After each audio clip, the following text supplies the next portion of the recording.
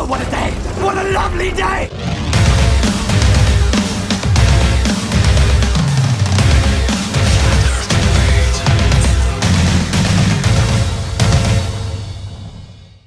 Welcome to Flat Earth Debate Uncut and After Show. I'm your host, Nathan Oakley, and this is Clover Oakley. If you're new to the channel, or you've not done so already, then be sure to subscribe and hit the bell notification icon to keep up to date with the Flat Earth Debate. If you'd like to support the channel, there is a super chat that runs alongside each of these shows while they premiere. There's also a PayPal, Patreon and crypto link in the info box below the video.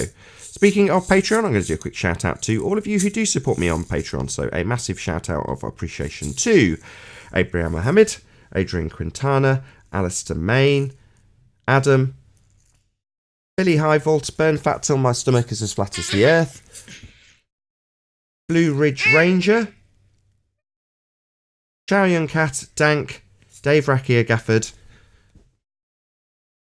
David Wayne Foster, Daz Studio 68, Edwin Johnson, Erwin Jennisons, Felix Hung, Fireball X, God Rockin', Henrik 86, Jeranism, Kirsten Smith, Liam Nedrick, Life is Short, Matt, Missouri Bear, Nagara, Nathan Thompson, Naibai, Qatar Craig, Renee, Sally Bellis, Silver Umbrella, Skeptic 936, Texas Mike, The Real Gabster, Tina Baker, Tom Herkins, and Wind Rider. So thank you very much indeed to all of you for supporting me on Patreon. Now we are joined by a fair few people in both Discord and G Plus panels, so I'll raise the mic on them, and you can enjoy their dulcet tones while I set up for the first live show. How should I say, refracting his argument? Circle jerking everybody, doesn't answer the question directly, begs the question, cites a test that measures the curve of the atmosphere around the Earth. Now, so you're assuming the Earth's already curved, and based on your geometry, it's a physical curve, and this Black Swan Modus Tollens argument does away with that. So bye-bye. And that's what Austin didn't catch, was debating the question there in that debate when you watch it. I mean, if you're already assuming the Earth is curved, say whatever you want then, and make up whatever you want. It doesn't matter.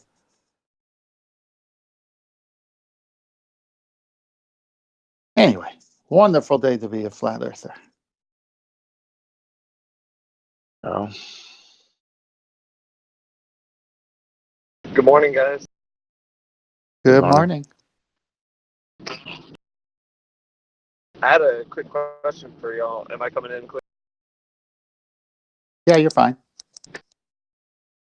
One thing I wanted to point out about the whole Black Swan argument is one thing that didn't really dawn on me till a couple days ago was the fact that the definition of the horizon is where the sky meets the ground. So when they're arguing for two horizons in a picture, saying there's a geometric and apparent horizon, etc., that means that there would essentially have to be two places where the sky appears to meet the ground in a picture. And correct me if I'm wrong, but am I understanding that correctly? Obviously that's not impossible. You don't ever see that in any of those photos. You want me to take it? Yeah. All right. We don't know what they're thinking because they double speak. What we're saying is, so this is my best of my understanding, this is what we're saying. There's only one horizon, and it's redundant to say apparent. Obviously, observer height and everything else affects how you see things and how far you see things. So it's an optical thing, and it appears that the sky meets the ground, but we know it doesn't. If you've had a boat like me, you keep going towards it, it keeps moving away from you. So, and that's pretty consistent with everybody who understands that the sky doesn't actually touch the ground, just like railroad tracks don't converge on each other or the train would derail. It just appears that way due to perspective. The ballers, on the other hand. Sorry, I agree. Yeah, so the ballers, the heliocentric guys, have to have a geometric horizon, and it must be physical because they gave us a radius of the sphere of 3959. Now, because they got that sphere radius, it's now physical, right? And the reason it's physical is because now if you go to 1 foot observer height, it could be no further than 1.23 miles out. If you go to a 5 foot observer height, it could be no more than 2.73 miles out. If you go to a 35-foot observer height, it could be no more than 7.2 miles out. So because they have a sphere with geometry, and it is a geometric sphere, not a, what do you call it, a perspective sphere, optical sphere. It's geometric. It's got a circumference and everything else with the 3959. Then we say, great, then your horizon in this picture of the two oil platforms from viewed from Miramar Beach in Santa Barbara, this picture can't exist if we live on the sphere because we see too far. So that's why they lose, because they have to provide a physical geometric horizon, measurable. Now, they'll say, well, you can't see the geometric horizon. You only see the apparent horizon. But if there was no atmosphere, you would see the geometric horizon. Look at the double speak right there. So yeah, you're right. They got two horizons. No, and I mean, I understand 100% of what you're saying. I guess early on, whenever kind of the Black Swan argument was being unveiled, going through the modus tollens, I think one thing I had heard, like maybe Anthony or someone else, asking some of the ballers, like, hey, can you point out the geometric horizon in the picture, right? When you're looking at the oil platforms. But, and I guess, so when I would look at it and they were asking that question, I was looking, hold on one second, I'm sorry.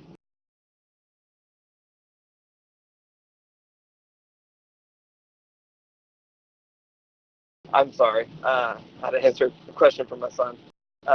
But they were asking where the geometric horizon was, but technically, for that to be true, or for them to even claim that there's two horizons, that means that there would essentially be two places where the sky appeared to meet the ground, correct?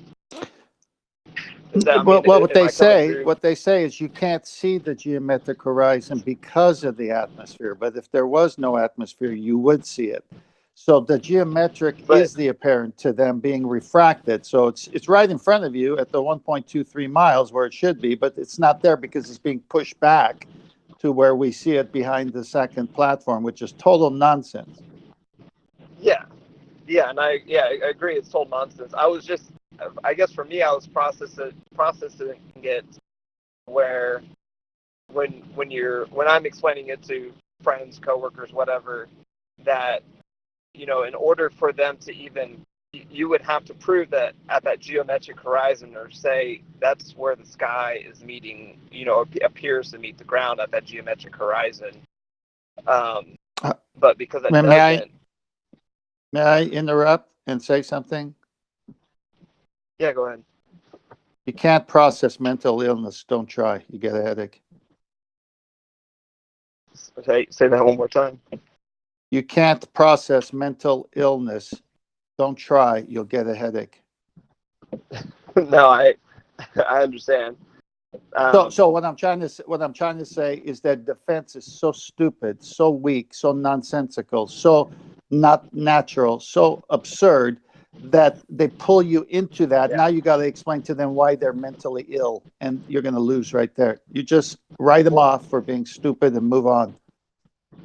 Well, and with me, the people I talk to on a daily basis, they don't follow any of these people, who you guys argue with on a daily basis, who've at least had time to try to, figure out a way to dance around the argument. I'm dealing with people who don't look into this. They don't know anything about what they believe. And so when I'm trying to show them, because what I want to do is, with what you guys have brilliantly put together, and just made it so simple to, argue this point when looking at the horizon, so I can show, especially like coworkers and stuff, I can show them how simple it is to understand that the Earth Show it. is, or that there is no sphere. You know, that we Hang don't on, live on the hang on, sphere. hang on, hang on, if I may. Show it. I've shown it to a dozen people at least, and everyone sees one horizon and they see it behind the second platform. So just show it to your friends and say, where's the horizon in this picture? They're all going to say it's behind the second platform. And then bring out Modus Tollens and they'll say, huh, see, you've already got them to admit it's behind the second platform. Modus Tollens says it's got to be in front of the first platform by 4 miles or so. They're going to say, wow, that's interesting. You're going to have a wonderful discussion there with normal people. You're right. It's only these people who are mentally ill. So move past them and just show it to everybody else and they'll see what you see. No, that's I like that. I like asking that question. Beautiful. Keep it going. I do have one other question that's not on topic with the Black Swan argument, but with the 24-hour sun and as far as like in Alaska, the North Pole, the northern region. One thing that I had gotten introduced a long time ago to when I first started looking at this is that the perspective of the 24-hour sun that we see today wouldn't work on a ball. So if you were the viewer on a ball spinning around, the sun would look different, or as far as the observation of the 24-hour sun would look different. Like you would turn away from the sun and you would have to look over your shoulder to follow that sun. Have you ever looked into that argument as far as I don't if know. it has any? I don't know exactly how the sun does what the sun does. I know there is a sun. I see it obviously. I don't know how far it is. I do know it's a light in the sky. And since I know the geometric horizon is not there, the Earth cannot be a sphere, then the sun obviously has a circuit and it moves around. And if there's places in the world that see it longer on some days and shorter on other days, that just means that explains the seasons to me and that the sun has a circuit. You have to first show me the Earth is a sphere. And obviously, after this geometric horizon on the oil platforms proves that the horizon is past the point where it could be a sphere, ball game over. Yeah, awesome. Well, hey, I gotta run. Thank you for your time. I appreciate you helping me answer these questions. Awesome. Thank you guys. Y'all take care. All right, bye. That was interesting. Should caught the tail end of that. Yeah, did you see the tail end of the Best in Show? Maybe. Go to Master B or Ballbuster and look at my last meme. Okay. It's good.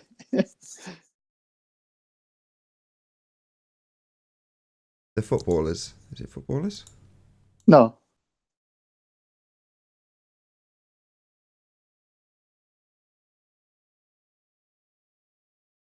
Should be self-evident.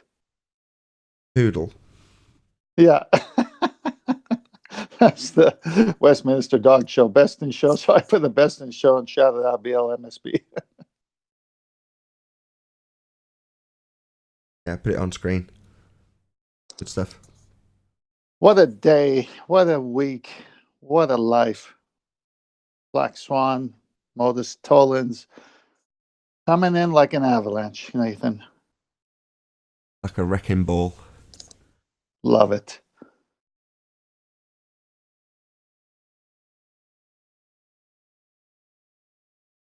Did you see that BLMS 69 had done another, or BMLSB 69? I can never get the order of the letters right. It's done another video yesterday. Yeah, that's the one I took that picture from on that meme. And Oh yes. Okay.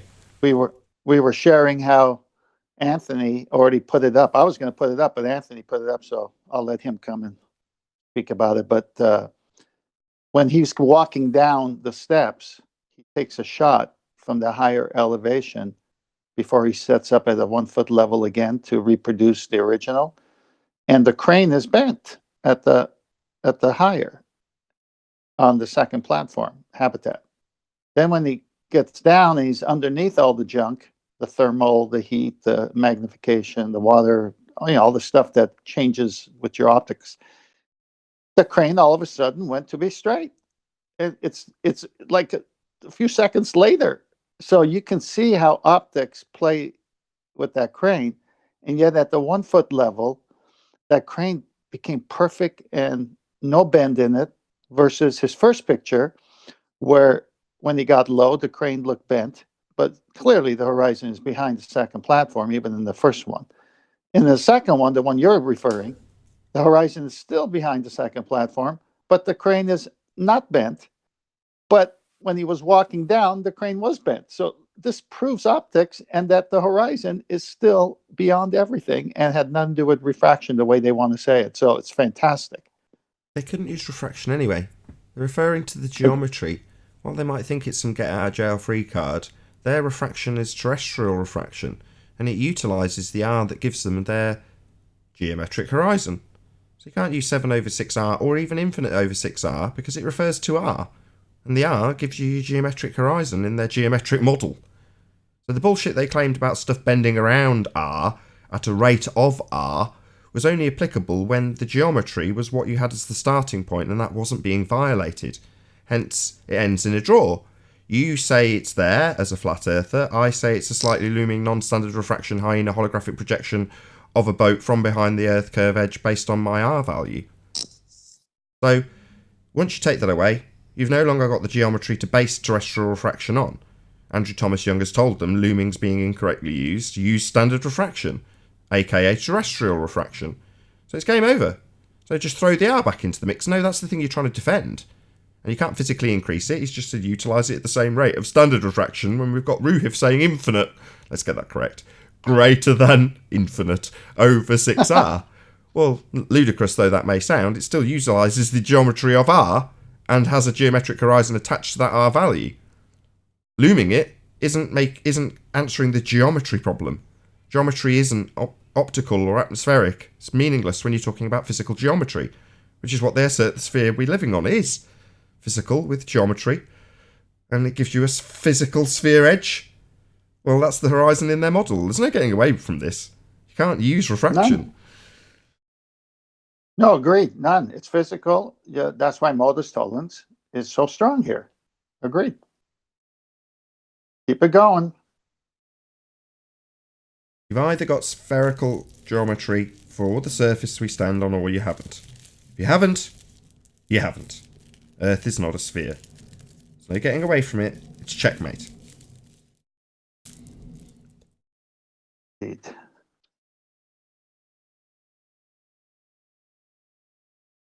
This argument's resonating with people in a way I hoped it would. So a guy I mentioned, an Australian chap, he's quite long now, I have to look him up before the live show starts. He released a video basically saying, look, I've been doing these observations for several years, and he was the guy that I said had pointed it out, a similar black swan observation that he got a lot of hate for, but kind of understood why it was important, but obviously hadn't got modus tollens formulated behind it. So he reassessed it and said, here you go, this with modus tollens makes this an absolute stone cold globe killer, it's another black swan.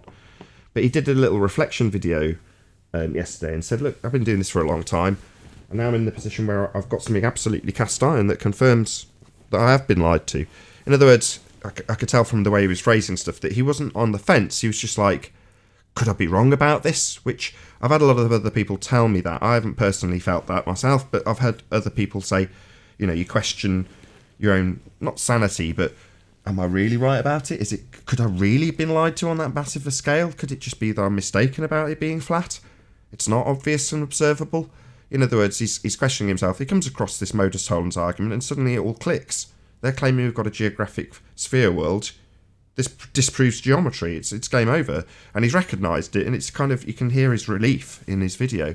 I might dig it out. I might actually play it on the live show.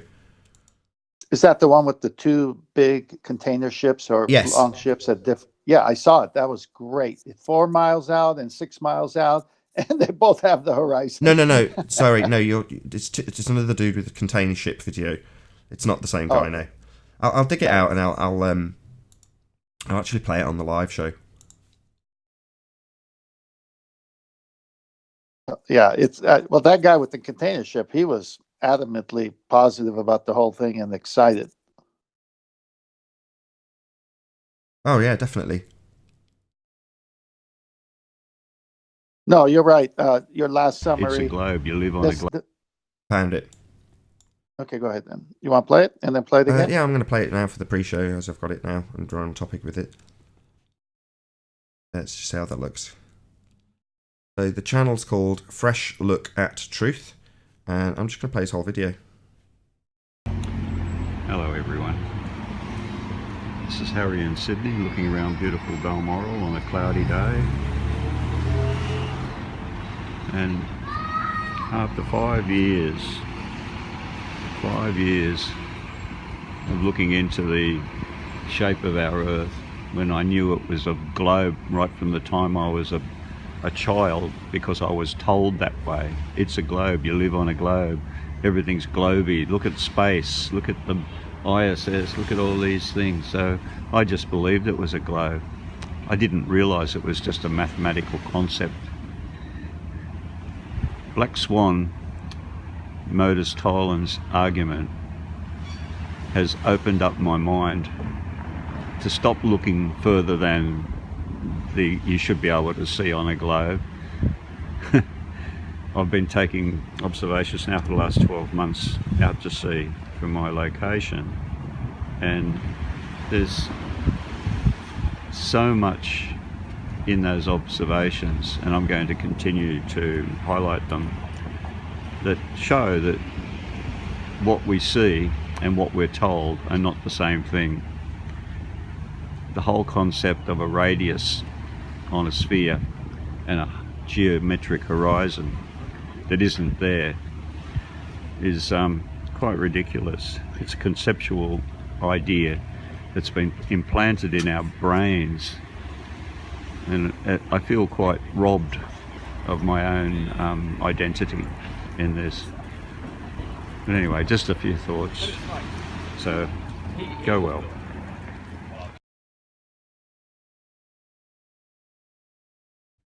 I'll bring up his channel. I might play out the video before, if that's the correct one. Yes, I think it is. So what this is kind of combined efforts over the last year or so, maybe longer, and he's showing his data. So he's sort of edited it all together and shown what he's describing in his videos as his black swans that he didn't realise he had. So he's just strung them together. I know it's not visible to you guys in either Discord or the Hangout, but nevertheless, I'll just leave it to play out so that it's on screen for the audience.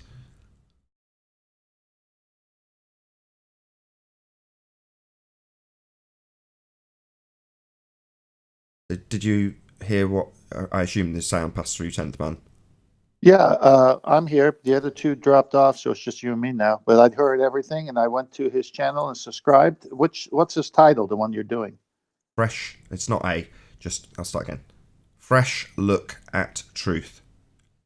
Yeah, I'm there. I subscribe, but I'm on his videos list. Which one are you playing so I know? The one I'm playing now is Fresh Look at Truth, 16th September 2019, Black Swan Globe Destroyer, example, open brackets, full videos, close brackets. Yeah, 29 minutes, 46 seconds, right? Yes. I got it. Yeah, go on. As I say, he did a couple of videos before that, he did a succinct summary that he explained. Here's the video that I put out a couple of years back, and it's a black swan. I just realised this, given the argument, having it presented to me the way it has been. I can't remember if he gave a shout out to us or not, but nevertheless, this is, like I say, his most recent observations and a couple of other things that he'd got on his hard drive that were relevant to the observation. So yeah, check him out. Go and subscribe. Fresh Look at Truth.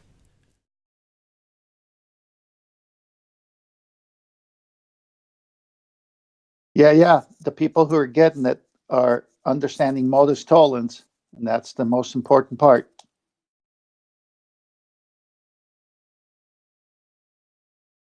Yeah, it certainly seems to be the case.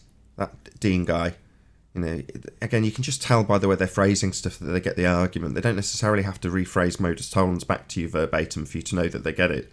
It's just the way they're saying stuff. You can appreciate that they have understood the devastating nature of the argument.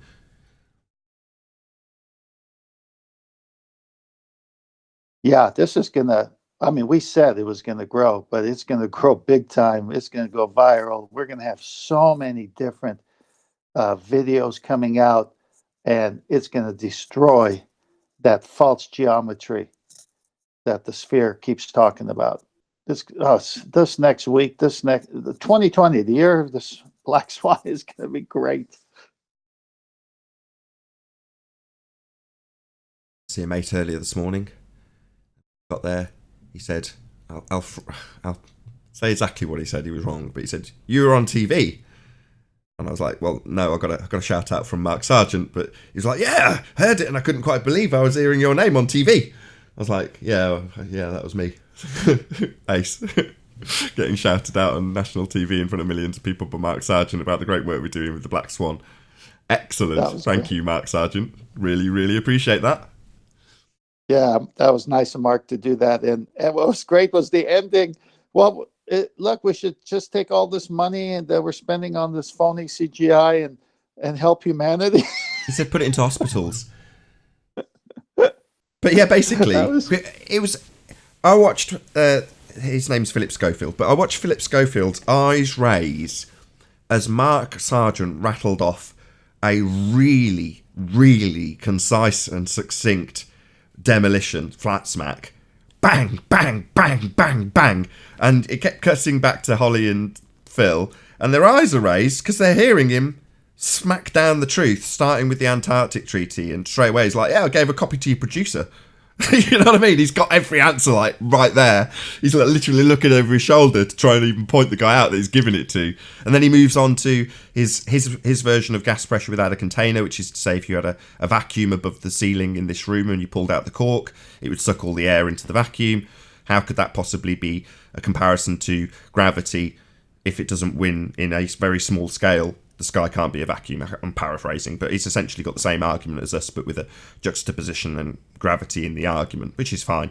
It's not necessarily how we argue it in the trenches, but certainly I know from Anthony telling me over and over again that is how they argue it out in the Great Unwashed. So he's, delivered all these killer blows, and then at the end of it, you can see by the look in their eyes, like, well, bloody hell, fair enough then, yeah, you could be right, it could be flat. Why are we spending all the money on CGIs when it could go into hospitals? You're like, my God, Mark's nodding, going, I can see it in Mark's eyes, he can't quite believe the response he's getting. He's going, yeah, I agree with you. Ace. He couldn't have done a better job. Literally, he couldn't have done it better. It was great. I mean, to get the two hosts on that show to not even come back with anything other than, okay, then let's save this money and stop spending it on lying to the public. Notice his remark about CGI as well. Why are we spending all this money on CGI? It's like Mark Sargent didn't mention CGI. You did. Yeah. Great. Fascinating discussion. But he had such a short period of time, and to sort of lead into the bit, Philip Schofield's sort of droning on with boring rhetoric, and he's questioning him about what he requires to believe in flat Earth, and he kept repeating it. And I'm just like, my God, he's chewing out the time. Let him speak. Yeah, that was one of the better ones that, where he was able to get a lot out, and it wasn't. I mean, it could have gone either way, I guess, but it went great. And then when he popped your name, and I said, oh my gosh, this is unbelievable. I go, Nathan's going to have that on a short little thing, I bet, real soon. And then next guy, I know I'm watching your video, and there he is. I said, you clipped it out. Well, I didn't get to see it, so it's Anthony that told me and sent me the timestamp on a piece that had been trimmed out. So I just chunked that particular piece out and then obviously mirrored it with the formulation of the modus tollens argument. So that the reason and dimensions there is the most important thing. I mean, all credit to Quantum Eraser. It's his argument. I've promoted it, but it's not my argument. It's Quantum Eraser's. So on the end of those little snippet videos, I've just stuck the actual argument from Quantum Eraser in the most concise way he's done it to date, so that people can actually hear, well, why is this noteworthy on national TV? Well, it's noteworthy because it destroys the globe geometry. And that's why Mark's giving me a mention. And as I say, I will restate it now that it's quantum eraser's argument, hence it's him and his explanation rather than one of my summaries of the explanation and modus tollens argument and Black Swan analogy and BMLSB, or is it BLMSB? Oh, I can never get it right. 69's video that's used as evidence. So that's all got a mention because of the strength of the argument, the modus tollens argument, not the image that Mr. 69 has produced. Yeah, you know what? I really like the new way you're doing it. And obviously, you're going to, you're refining it. So you're showing whatever video or still shot proof comes in as the Black Swan, and then you say, here you go, and then you play the whole QE description of modus tollens. So I think attaching any visual proof and then attaching the modus tollens next to it, the way you've done, and always do that, because that way the observer or the viewer of your video gets to see the argument and gets to see the actual images. I think it's fantastic.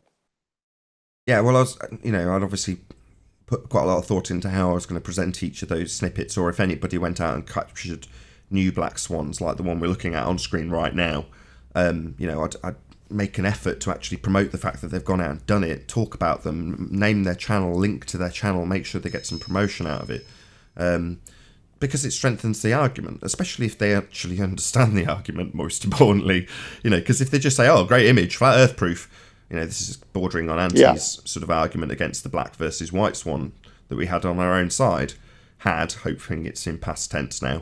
But, the dudes that do actually get it, and dudettes, and go, here you go, this is a black swan, like as I say, the one on screen now, and here's why, here's the maths, here's where they say the geometric sphere edge should be, and it isn't. So it's not a geometric sphere edge. Game over globe, Earth is flat. So I'm just going to shout from the hilltops when people do things like this, and I hope the people who have shouted out have at least gained some subscribers out of it, because they've put in effort. They've gone out to the beach, they've gone and got these shots, they've edited their videos, and often they're very small subscribers. I mean, of all of them, I think this is the largest one. A fresh look at truth is the largest as it goes so far. I don't know, actually, maybe Mr. 69's got more, I can't remember. But nevertheless, we're talking 1,500 subscribers. It's not exactly a massive channel. So the efforts he's put in has resulted in 99 views on this video, which probably took him hours to edit together all this stuff. So hopefully at least some people are going to go and check him out and subscribe to his channel, give him a nice word and say, kudos. I'm glad you've recognised the strength of the argument, realised that you've got some black swans in your arsenal already and gone to the effort of republishing them.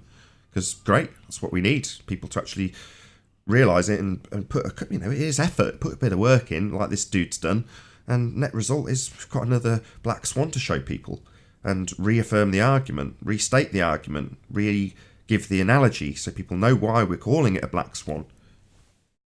I think what you did earlier, just before the show starts here, the live one that is, summarizing how once you showed the geometric horizon is not where it's supposed to be, and then they go to refraction, which is r, based on r, the radius, and the curve of the atmosphere around the Earth. You just cut their legs off. I want you to go over that again, because this is where flat earthers are getting stuck, because they're allowing the ballers to beg the question of r after you've destroyed r. So if you've destroyed r, you ain't got r anymore. So you can't be telling us the atmosphere is bending, because the sphere is not bending, because it should be 1.23 miles and it's not. So stop begging the question. Done a perfect job already, but I am going to start a live show.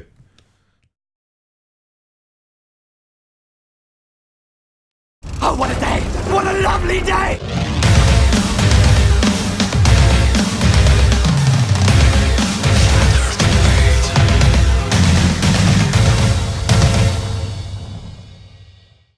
Welcome to Flat Earth Debate Live.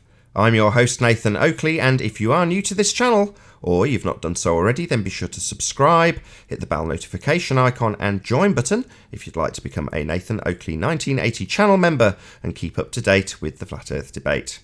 If you'd like to support the channel, there is a super chat that runs alongside each of these shows while they are live. There's also a PayPal, Patreon and crypto link in the info box below the video. Most importantly, if you'd like to join the discussion, simply mute the page you are currently watching, then click the link in the info box below this video to join the panel and express your views on the nature of Earth. If you do join, please don't swear. If you do, you'll be ejected, and if you are, please don't try to rejoin the stream using sock accounts. You'll be warmly welcome back on the next stream. Please also share the show on social media. Sharing the show obviously increases the live audience, but this in turn increases the chances of a more diverse panel. So please share the show on Facebook and Twitter. And one last time, if you're new to the channel or you've not done so already, then be sure to subscribe and hit the bell notification icon and join button to keep up to date with the Flat Earth debate. Now we are joined by 10th Man, Flatzoid, and Chocolate Sane in G+, together with a whole bunch of people in Discord. Welcome one and all. Hello, hello. Hello, Good morning. good afternoon. Good morning, good Hey, afternoon, good evening, chocolate. and good night. Hey, morning. Good morning. Good afternoon. Good afternoon. Any evidence of a physical sphere edge capable of geometric measurement? Absolutely not. What is tolerance? Black Swan. Any signs of Earth curvature? Any signs at all of any Earth curvature? You mean something for boats to go over, and you mean that type of curvature? Yeah, some sort of Because physical. apparently they haven't been arguing for that for years. We've all been Jedi mind tricked. Any evidence of any physical signs of Earth-based sphere geometry? The physicality thereof. Obviously, if you're claiming Earth is a physical sphere, we need some evidence of its physical geometry. Any of that? Well, they Earth say curvature? no. Well, they say the only way to see that is to get all the atmosphere out and have Earth without any atmosphere. So that's the only way you could see that, according to them. Fascinating. Shame their model's geometric, eh? Any evidence of axial rotation of the Earth-based variety? Nope. Earth is obviously and observably flat and stationary. Shout out to Flat Earth Spaceman. Are you related to the former newsman with the same surname? No. I believe Jeremy Wartnaby lied to Dell on one of his shows about that claim. No. My father has no brothers, so he's definitely not my uncle. Any evidence of the distance to the sun? No, it's a light in the sky. No. Any scientific evidence of gravity? What is that? First needed to be science to have scientific evidence. Yeah, first you need a phenomena, as opposed to a conceptual medium bending. Any single viable hypothesis from any of the fields of astronomy, cosmology, or astrophysics? Nope. Dr. Becky still not answering that question. Leaps of logic. No seat of the pants. No. Can you give us the full? Can you give us the full quote? Can you give us the full quote, Chocolate? Nobody in my field uses the scientific method. It's all leaps of logic. Seat of the pants. It's guesswork. That comes from theoretical physicist Michio Kaku. I like how you get the So- slip of word in there. Nobody in my field uses, because that's what he actually said. Yep. I love it. I have to put that in.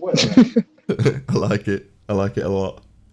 If it was on subtitles, that's how it would get written out, right? That's what he said. What about any evidence of a self-perpetuating molten iron core at the centre of a presupposed spherical Earth? Hmm. No. I don't think so. Any Come evidence on, nobody in Discord believes we have a core. Somebody got to believe there's a core.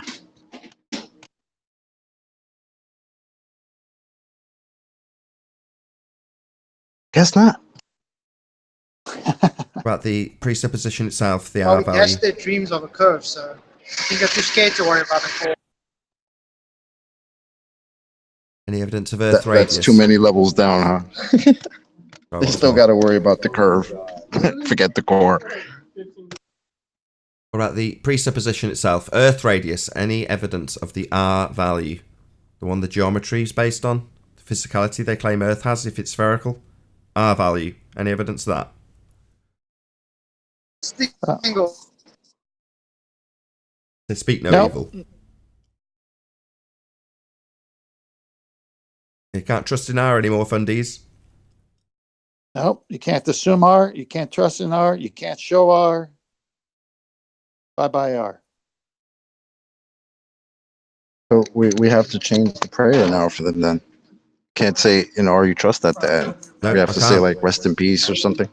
Yeah, you can't say in R you trust anymore. I can't get away with saying that. I could only get away with saying that at the end of the argument regarding perspective versus geometry, where they assume the R value and claim that we've got holographic projections, aka mirages, of things from behind the reified Earth curve edge based on R. So that was an barely tenable argument, leaving us in a draw. I just say I see the clock tower. You say it's a mirage. Well, who's to say either way? There's no definitive proof. It's a draw, as much as I hate to admit it. But that's why I lay ridicule at the slightly looming non-standard refraction high in a holographic projection of a clock tower from behind the reified edge of an Earth curve based on an R value and a begging the question proof of nothing perspective hijacking curve calculator, because that's their position in that draw. But that long-winded explanation for their position of a mirage, where we just see something, is still a tenable position, just. Now, we don't have the reified Earth curve edge to base the begging the question proof of nothing perspective hijacking curve calculators on. You've got nothing. You can't trust in R anymore, fundies. It's gone. Hallelujah. The globe's dead. It's game over. So no, you can't trust in R. Last but by no means least, any evidence that you can have gas pressure without the necessary antecedent of a container? Impossible. Yeah, it's just another stake in their coffin. Can't have that. Well, that concludes the housekeeping. Well, I've never got a demonstration for it before. Well, Oh. I've seen plenty of containers with gas pressure. Yeah, containers with magic fields inside the containers that create gas pressure inside the magic field claim to be gas pressure without a container. Obviously, they forget that the entire process starts with the container in those examples, but you can't violate the second law of thermodynamics. Without the container, there can be no pressure.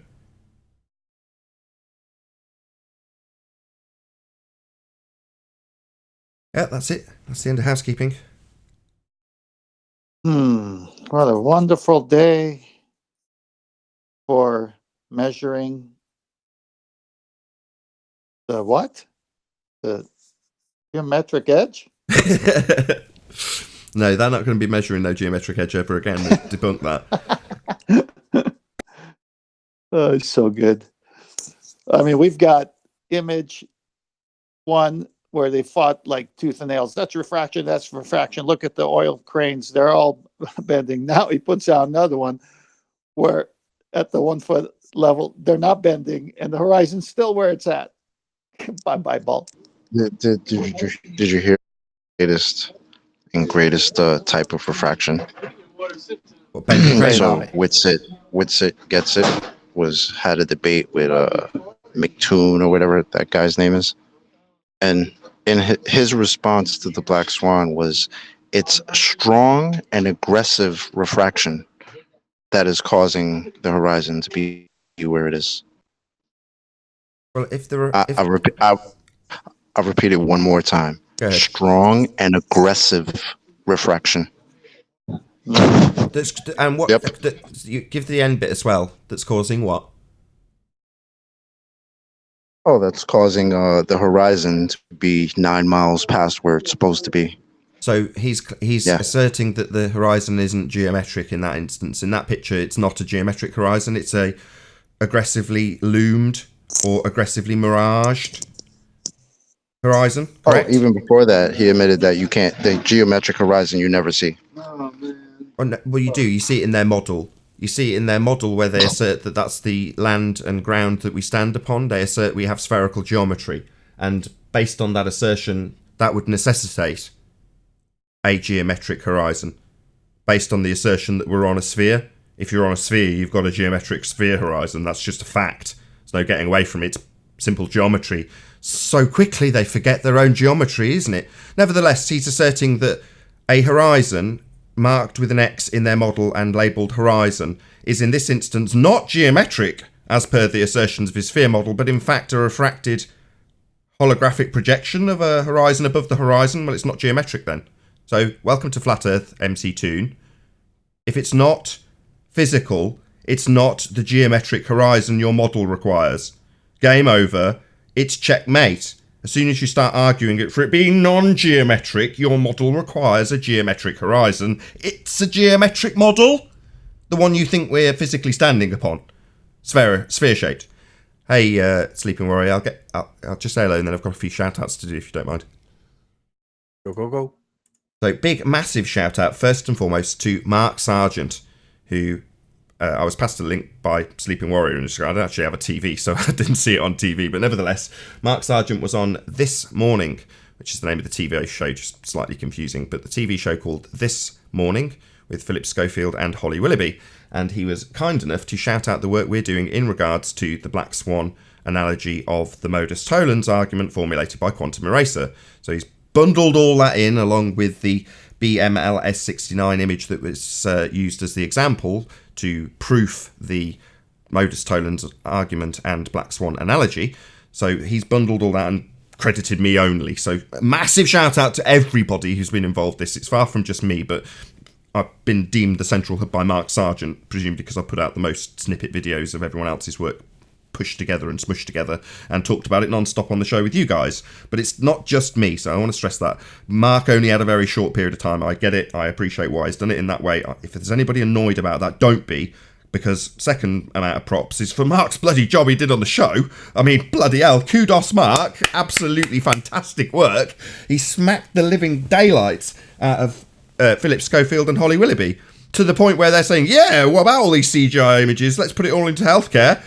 You're like, bloody hell, Mark, what a wonderful job. He couldn't have done it any better. And he mentioned me in the process, so I'm over the moon with Mark Sargent. Thank you very much indeed to Mark Sargent. Also, a shout out to BMLSB69, get it right once, for his repeated observation of the Black Swan. So a second Black Swan from the same observation point with the same, distance to horizon, violating Earth geometry. So massive kudos to him. I've snipped it out along with a link to his video. That's my most recent before this live show.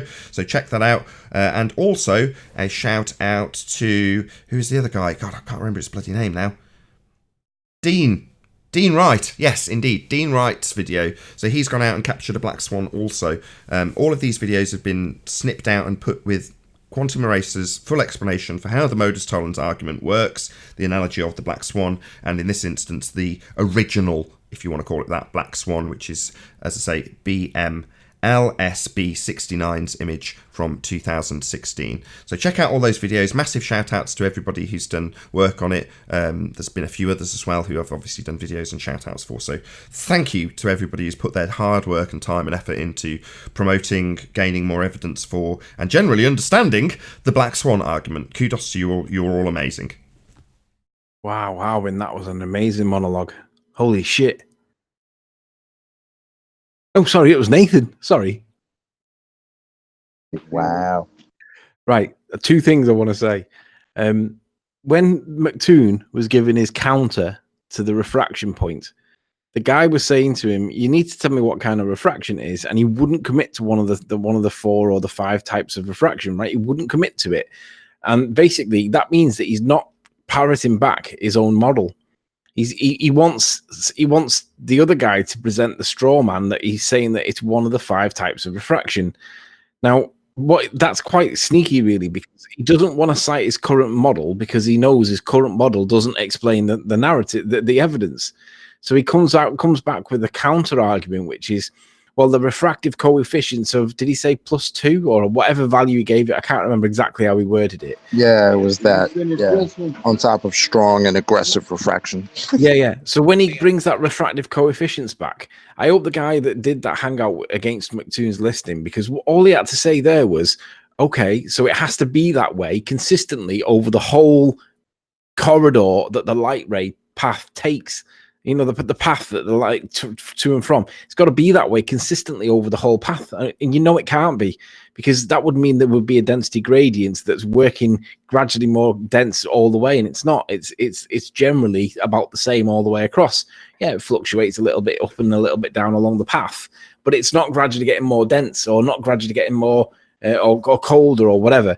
But all he had to do was push it that little bit further, and he would have debunked that claim there. But he just didn't do it at the time because he wanted him to pin him down on the refraction point, which is true. John's told him to do that.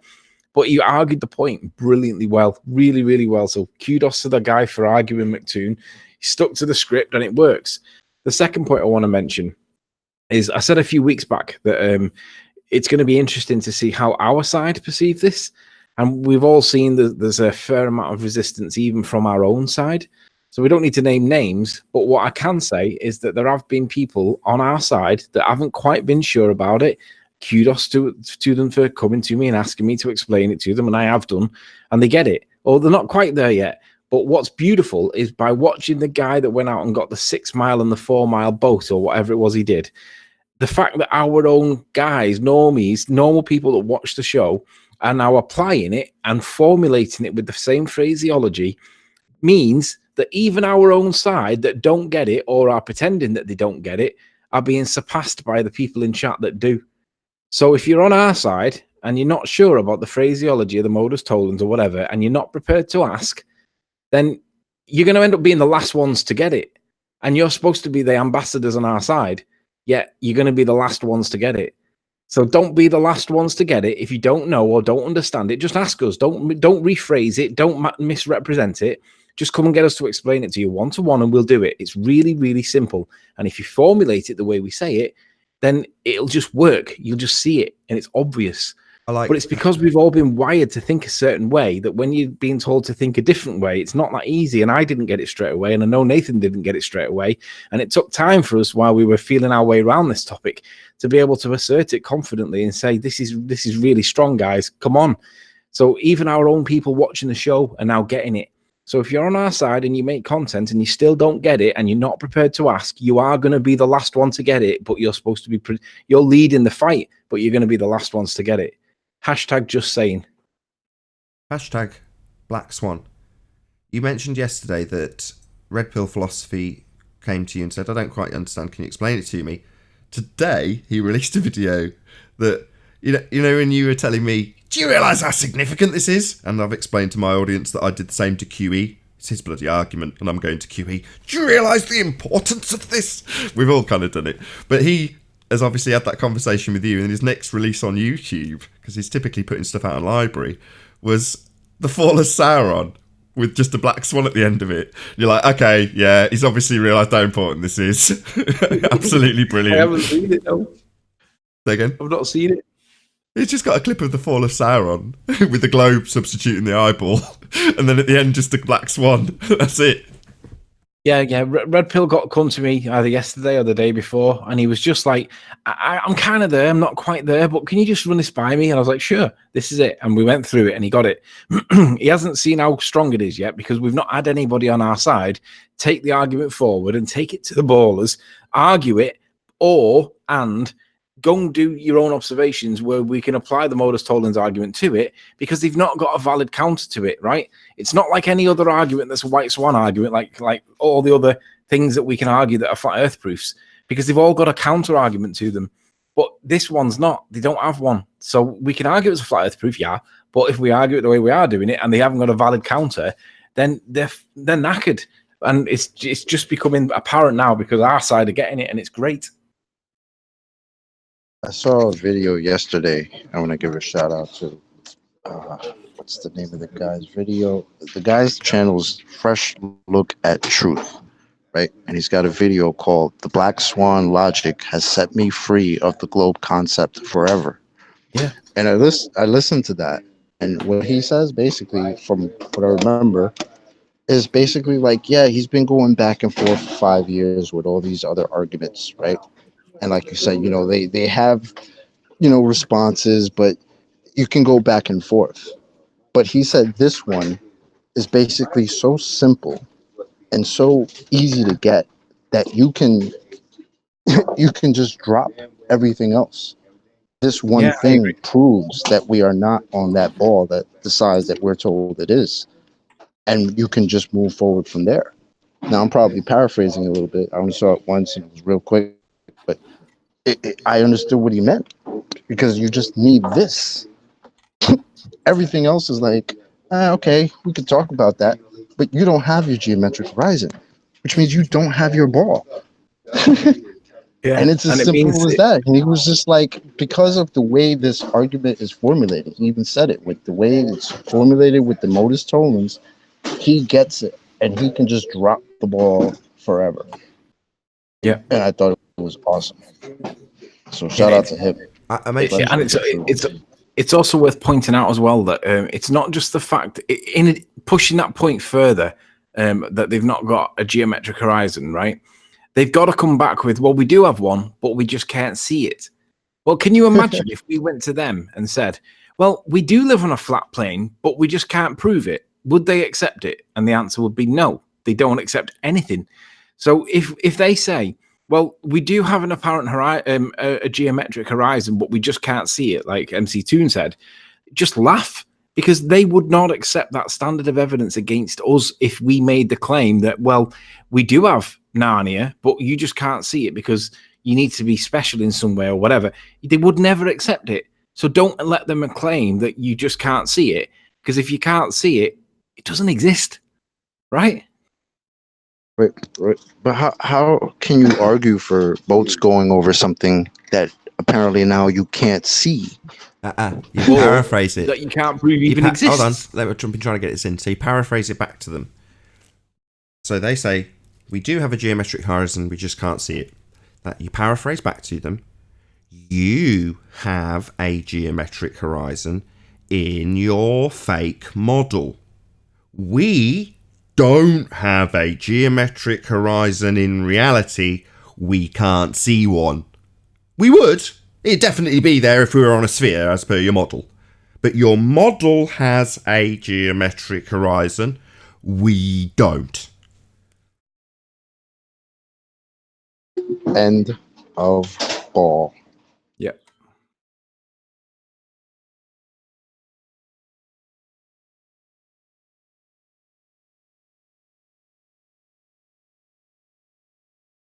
Just following on from Sleeping Warrior. Go ahead, Ted. Yeah, Sleeping Warrior, you there? Yeah.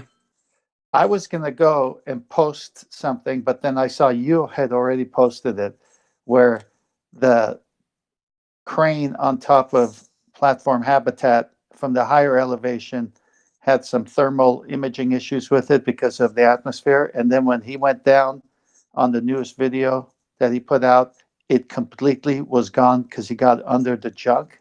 You want to go over that and show that picture? Yeah. Show the picture. Yeah, you posted a still shot with two pictures in one, remember? I'm just trying to remember where it was. Give me a sec while I get it up. I can find it for you if you need me to. It's in Master B. I think I might have it here now. Okay, if you can present it then, great. Yeah, I've got it. So, screen share. All right, so the ballers made a massive deal over the claim, the perception that there was a load of crazy amounts of refraction because we got wonky arms on the booms of the cranes, right? Now, we all know that Fermat's principle states that the lights deviate, the path rays deviate from straight. Now, if the path rays that go along the length of that boom are all deviating from straight, you're going to get a deviation from straight perception of the line. But that indicates that the refraction is minimal, not massive. But if it was massive refraction, he would not be able to go back and recreate the picture with a straight line boom arm, but with the horizon in the same place. You can't have this same position being massive amounts of refraction, because the horizon must be in a totally different place. If this one on the main one, if the main one is massive refraction, well, he wouldn't be able to go back and recreate it with straight lines, but with the horizon being the same place, because that would be the antithesis. It would be the opposing view. That means that there will be minimal amounts of refraction. This is just less than minimal. But the reality is, guys, we all know that this is nonsense on their model. It doesn't explain it, and just ram it down their throats. Their model is dead, but they don't realize it yet. So just laugh at them and just sit back and smile the way that guy did against MC Toon. He did it brilliantly. What was that guy's name? Witsit gets it. Oh, the guy Witsit gets it, yeah. He's a globebuster. Right. So Witsit that's the gets guy, it, yeah. right. So if he gets it, then hopefully most people on our topic that are making content will also get it very quickly and very soon. It makes so much, what's the word? It's so intuitive when you realize how strong it is. Guys, they're dead. Shout out to Henrik for smashing the super chat, and also a massive shout out to Elijah Freeman. To be a baller after the Black Swan is sad. Yeah, it's an untenable argument now, Elijah Freeman. Thank you very much, both of you, for smashing the super chat.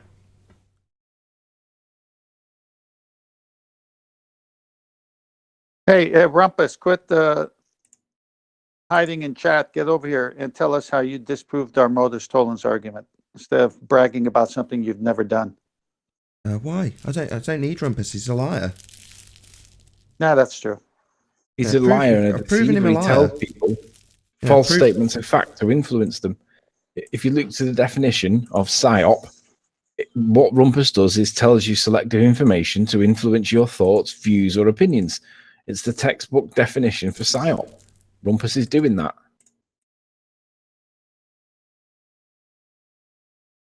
Yeah, I don't need to Yeah. talk to him. Same goes for Brenda, really. I've got no time for these people anymore. Once we've proven them unequivocally to be liars, what's the point talking to them? You know, they're liars. Yeah, and if you look at the definition of insanity, it's doing the same thing over and over again, expecting to get a different result. Well, what's the same thing that we do over and over again, where we hope to one day get a different result? And that's engage these people in the hope that one day they might concede something. They never concede any points ever when it's blatantly obvious that they're wrong. Brenda is a good one. She can't plot the horizon when she knows it's a flat earth. I'll disagree with that. They Go on, then concede name me without one time when conceding. someone conceded something. No, you're not getting what I mean. They're conceding without conceding. We're swimming around in a giant concession right now with them flipping their arguments completely 180. This is a concession, man.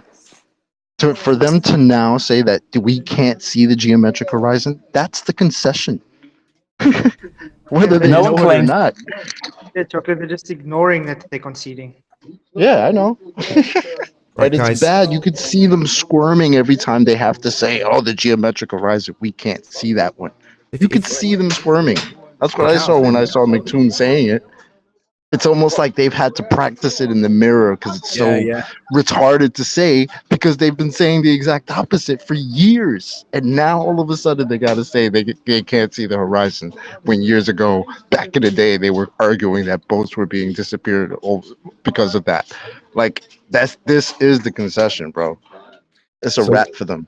Right, guys, just 1 second. Just 1 second. Hello, just 1 sec.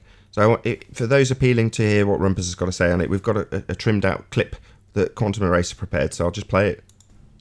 No one claims the geometric horizon is where the apparent horizon is. Sorry, we've only got one horizon. We don't have two horizons. We don't have an apparent horizon and a geometric horizon. We just have a horizon. It's just not geometric! Correct. So we don't have a geometric horizon on a sphere, Rumpus? And, by the way, the geometric horizon is apparent! Mute.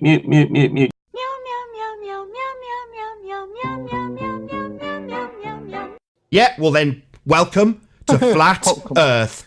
Your model of a sphere Earth requires a geometric horizon to obscure things in the distance for boats to go over and to bend at altitude. If you are now disclaiming that we do not have a geometric horizon, then we don't have Earth curve geometry. I told you 2.5 years ago how this worked, and you didn't remember. You've just made it plain we don't have a geometric horizon. So what geometric position, moron? You don't have one! We do. Oh, so now we do. Only 30 seconds ago, ladies and gentlemen, he made it plain we don't have a geometric horizon, and now we do. No, we don't have a geometric horizon. The fact that this flip-flopping retard rumpus has gone from it being geometric as a necessity, as per your model, to us not having a geometric horizon, and we never have, to now it being geometric again. If you can't recognise his flip-flopping and orthodox, it's because you're as retarded as him. So we don't have a geometric horizon, then we do, and now we don't have a geometric horizon, right? When are you running for office of retardia?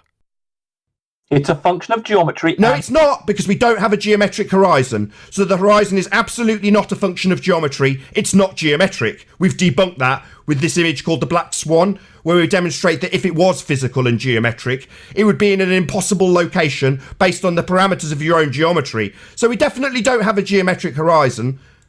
I didn't say we did. We do. Oh, so now we do. Only 30 seconds ago, ladies and gentlemen, he made it plain we don't have a geometric horizon, and now we do. We don't. Welcome to Flat Earth. Do you realize how many times you've destroyed your own argument today? So what geometric position, moron? You don't have one. We do. Oh, so now we do. Correct, we don't have a geometric horizon. So what geometric position, moron? You don't have one. We do. Oh, so now we do. Correct, we don't have a geometric horizon. Never get fantastic. Guys, if you can't see that they've got to double speak the hell out of this conversation, then you got to realize that you might not be with the conversation at all. They can't mention the G word anymore, gravity. They can't mention horizon anymore. What are the other keywords that they can't say? I've forgotten now. Gas pressure. They can't mention gas pressure anymore because they can't mention container. Well, that was another thing he said. The container is gravity. Oh, really? What kind of gravity is it? I'm amazed that didn't get brought up. Kudos to the guy though. It was really good watching him. That whips it, gets it. We don't. We do. Well, we do. Every time Rumpus is gonna talk, we say meow meow meow meow meow meow meow meow. Meow. So much fun taking down the globe. It's an enjoyable What conversation, globe? but they just won't ever concede any points when they're wrong. And it's, I think that has to be the only reason why they're here, to obfuscate points, to make it sound like it's still arguable, even though it's not. You can't have gas pressure without a container, guys. It's not demonstrable. You can't have gravity if it's not a force. It's not a force. It's an effect according to your current science.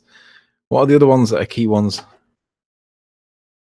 A whole list of housekeeping questions. We ask them every show. Yeah, but they've got this perception that they're debunked, and I'm like, really? Okay. When did you do that? Oh, I'd love to see that.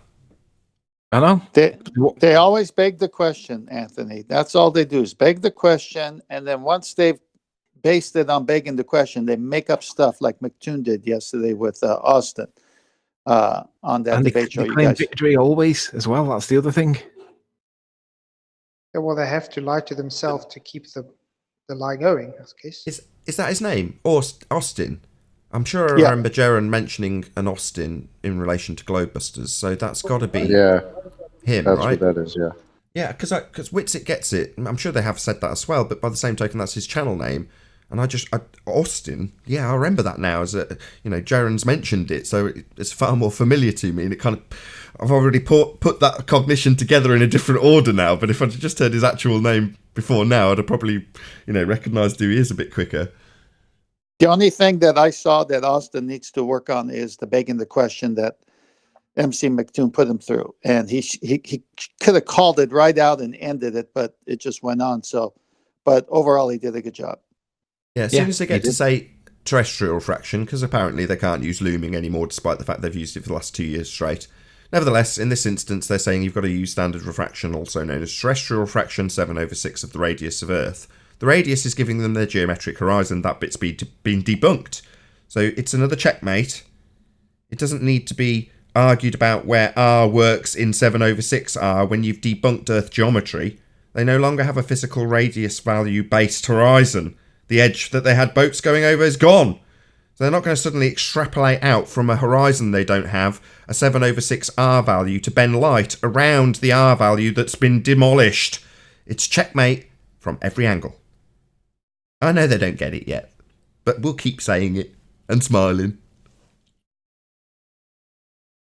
Nathan, what I think you need to do is clip Bill Nine's boats over going over. Yeah, I agree. I didn't hear what you said, actually. He said he thinks you should clip Bill Nye's boat going over the horizon video. Rancy did it against Ruhif yesterday. That blue one, the blue and green one that looks like turquoise coloured. Bill Nye claims that boats go over the horizon. Just ask them, which horizon is that? Is that the apparent horizon or the actual horizon? And their answer has to be the actual geometric horizon, the physical one that we see, the actual one that causes boats to disappear. That has to be their answer. And then you say, oh, right, so which horizon do boats go over in real world? And they go, the apparent horizon. It's like, yeah, it's not consistent, is it? It's not the geometric one that boats go over on your model. Complete nonsense. Apparent? Have you not, Really? have Go ahead, man. you not realized how quiet Bill Nye is these days? Yeah. Let's just get it straight. They never Just used the address word the Texas apparent. They've never used the Of word course apparent. not. Stop. This apparent nonsense. Let's just nip this in the bud. I tried to do it with Brenda yesterday. Right, the geometric horizon is apparent, physical, based on your height. So it's not non-physical when you get to a particular observer height, but it's apparent based on height. So to say that it's a contrast between geometric and apparent is nonsense. The geometric horizon is also apparent based on your altitude, but it's still physical and what the model is based on. So let's make no mistakes about what we're arguing about. Their model's got a singular, if it's to be comparable to the world we experience, a singular horizon. That's what we experience, and the model's got one. It's just geometric in the model. It's game over. I don't know. I don't mind But the repeating best this. part of that, though, Nathan, is that we're only using these words because now they have to distinguish between horizons, which they never had to do before. Right? Yeah, but it's Because we farcical. always talked about one. Now Exactly. they've We got only have three. one. It's ludicrous to be distinguishing between horizons. What? We've only got one horizon, people. Hello. That's the best part. I love it, though. It's fun. It is fun. I like it. Well, we've got the geometric horizon, and then when we refract the geometric horizon up to this other position, then we've got this optical horizon, which we're going to call apparent, even though that's redundant because the horizon's apparent to begin with. So we'll call that the apparent horizon with this extra redundant term that doesn't contrast the original geometric, physical horizon our model requires and has been debunked. So if I can put enough convoluted bullshit on this, maybe the people I'm arguing won't notice that they've actually debunked the thing I'm now basing my refraction on when I use 7/6r. No, we definitely will notice that.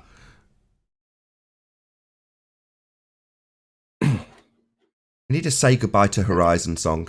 Say goodbye to the geometric horizon. It's gone I was and thinking will more like- never I was return. I was thinking more like Britney Spears' song, you know, that "Don't let me be the last to know, don't let it go." Somebody could reword that into the horizon point, but we could play it at the flat earthers that don't yet get it because they need to get it because it kills the model, and there's still the fighting on our side within because they just don't accept it. Yeah, you're not going to be able to get the chance to not accept it. You're going to have to push this, and if you don't, then okay, you don't have to.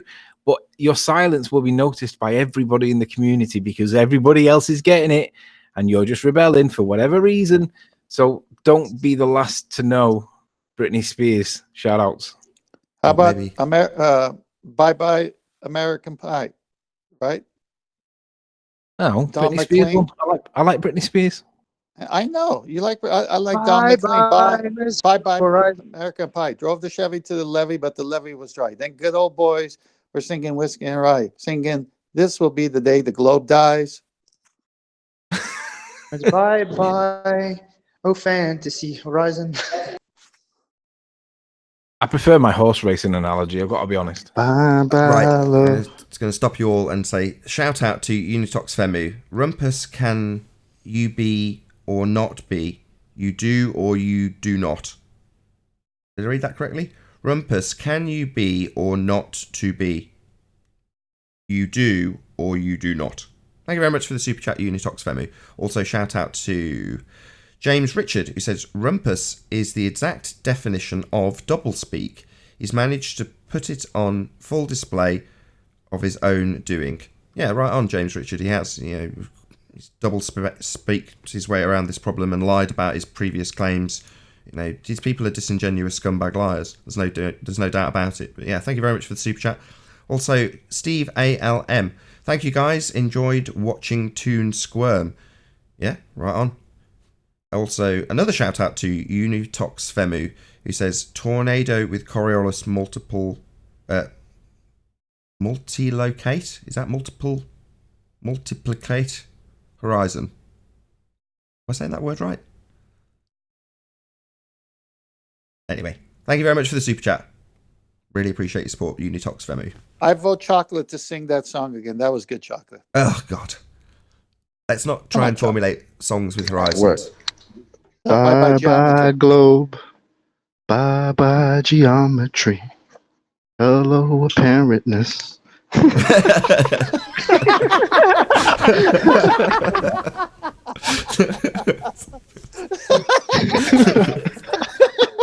What was that last one, Chocolate? Hello, what? Apparentness. It's the only thing I could think of it on the fly. Because I had to say bye to geometry. All I can imagine you standing there in bell bottoms with a big afro. Nice. Yep. I'm not sure what's more exciting. Is it the the penny dropping for everyone on our side getting it? Because we're now seeing people going out and like videoing boats on the horizon and seeing how far away they are and realizing that the horizon's not geometric at all. Is that great, or is it better when the penny drops for people on our side that may not always watch the show, but they know it exists and they tune in periodically, but miss most of it, and they get the gist of what's going on, but they don't get the attention to detail, the finite or the precision and the conciseness of the words that are used on purpose for this discussion on this topic? Is it better when they realize what's going on? It's difficult to judge, but it's beautiful to watch both sides of this working, because it's like, yeah, you guys have gone. But for me, it's the consistency of the words. So, like that guy who released one of those videos that I mirrored. Let's just go and get his name again. Dean Wright. So you could tell by what he was saying and how he was saying it, i.e. the use of the types of words or consistency of words, as you put it. You could tell that he understood the argument. The same goes for a guy I played his clip in the pre-show. I'll come back to him in a minute, actually. Just a quick shout out to Cleary. The looming sun never sets on a globe. Thank you very much indeed for the super chat, Cleary. The saying goes for Fresh Look at Truth channel. So he did a video, and that video, let's go back to it actually, was about his recognition of the untenable nature of the globe argument based on modus tollens. So I've played this clip out in the pre-show. Check him out. His channel name, as I say, is Fresh Look at Truth. But he's basically saying, he's made all these observations and, presumably argued arguments that have had rebuttals, but, not ended in a win.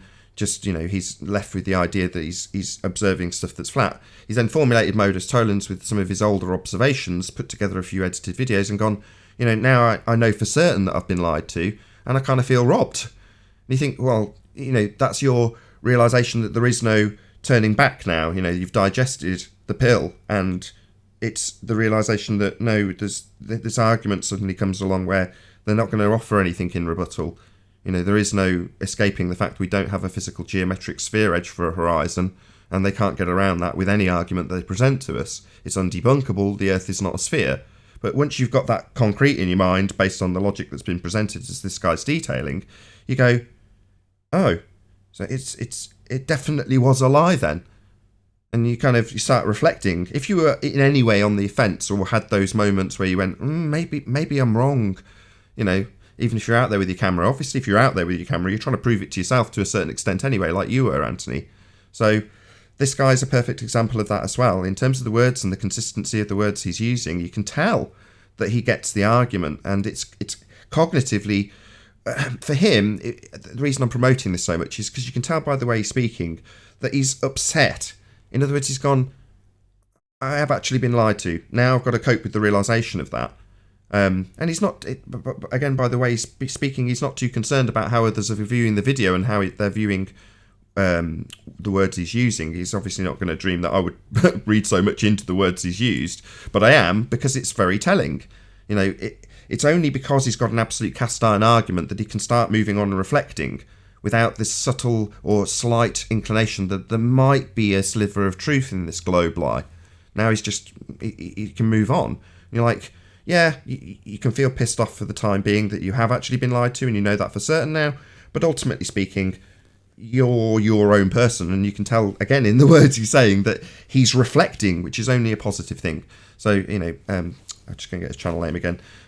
Massive shout out to him. His channel name is Fresh Look at Truth.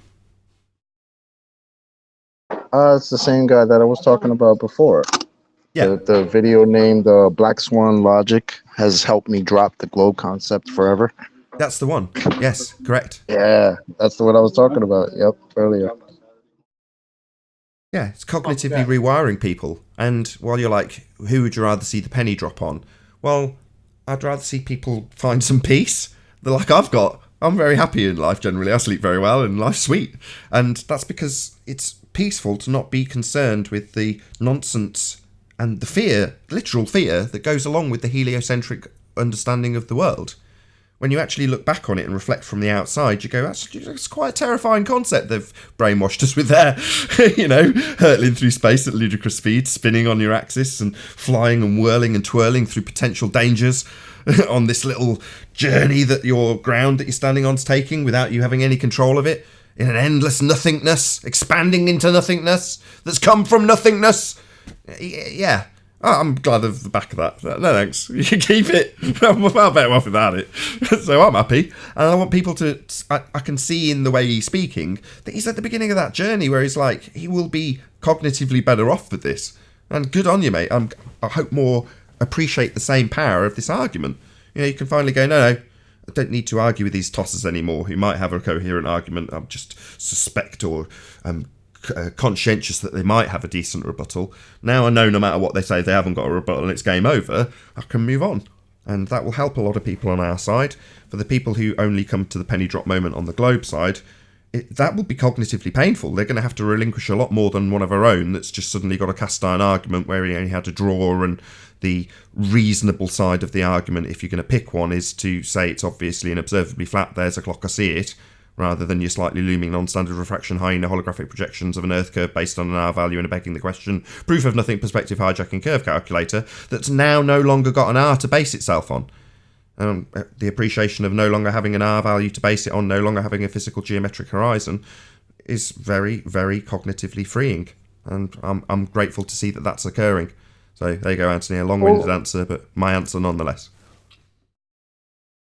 All they have to do is just, if they can drop their egos, then they'll actually start getting somewhere. Who? Our side. Both sides. Their side will never drop the ego because they think that they've got scientific consensus and the whole body of science behind them, because people like the Rumpus tell them that. It's not true. If you poke a hole in it, it falls apart.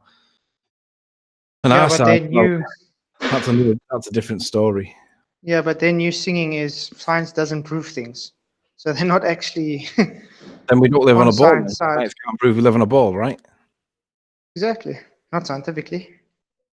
Their subject matter expert, Andrew Thomas Young, is their worst enemy on this.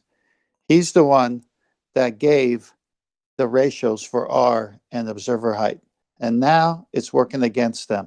So they are so deep in rhetoric and doublespeak. It's just so fun to see them melt. So when is the Mick West going to take his Earth curve calculator down? And Walter Bislin. And we can say in a few years everyone's going to be laughing about the globe Earth. Is that really what you want? Do you care? The dude I've just spoken about, I guarantee he's not going to give a shit about Mick West's calculator anymore. In fact, he'll turn his back on all that crap. I assume. I don't know that.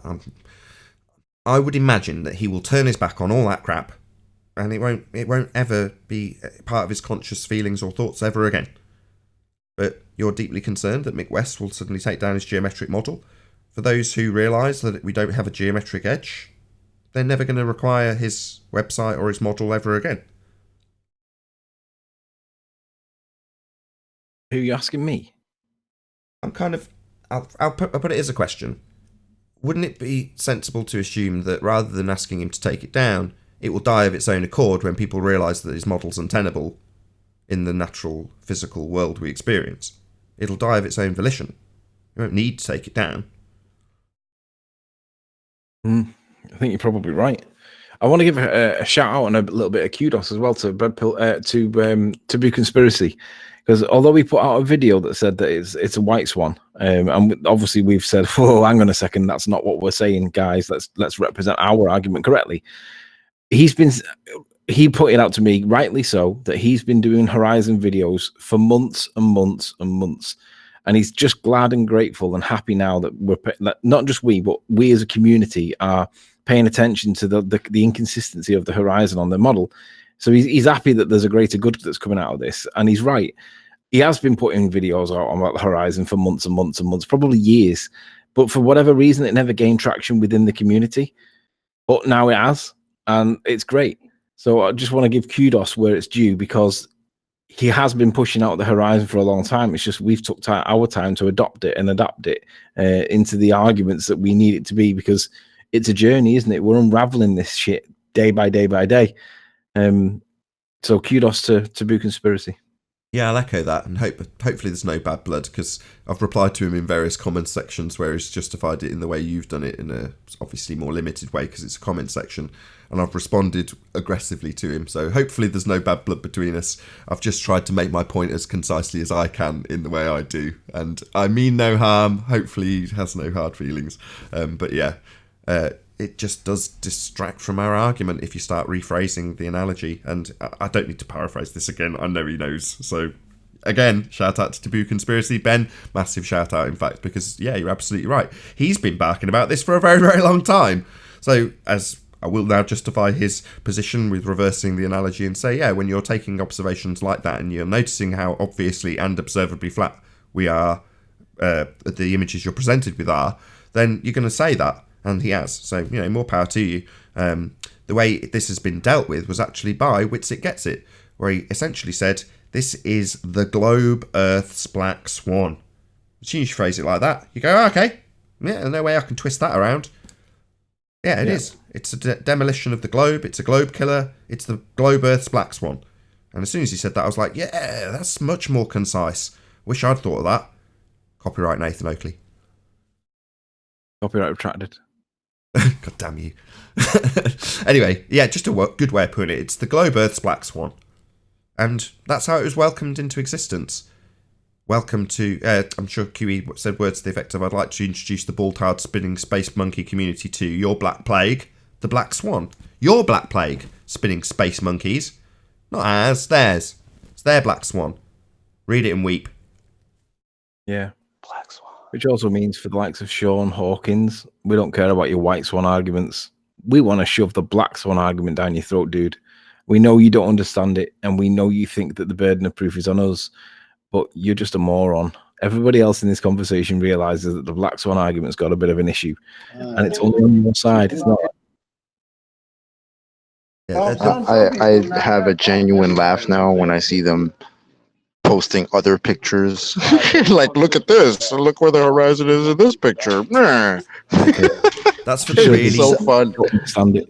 That's for the really stupid people. The really stupid people don't appreciate that when you break geometry, the physicality nature of the horizon, it doesn't suddenly go back to being physical the next day. You know, wouldn't it be the case that everybody around them would be offering us up white swans? Look, on this day, the horizon's in front, therefore today it's geometric.